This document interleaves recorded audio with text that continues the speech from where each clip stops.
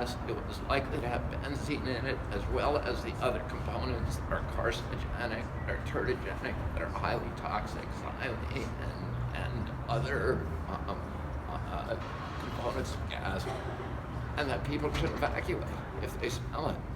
And yet, when they had the biggest acid leak in history, they allowed all of those people for 3 days to sit there while their pets died, while their children's nose bled, while they became sick, while people were calling them frantically, asking them for help, asking them for guidance, asking them what they should do, and they had a cooked up cookie cutter lie that they were telling to every one of those customers.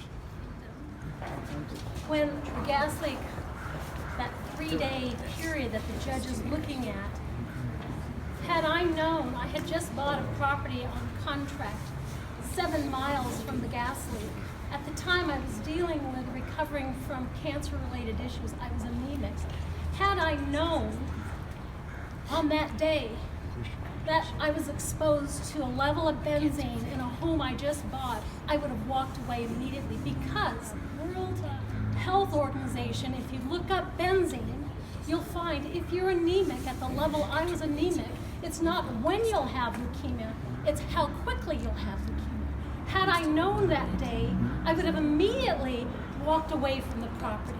I was never given the information that benzene was in there, yet I immediately started bleeding. I couldn't breathe, and I knew the signs of anemia because I lost 2/3 of my blood in a 4-hour period 3 years prior.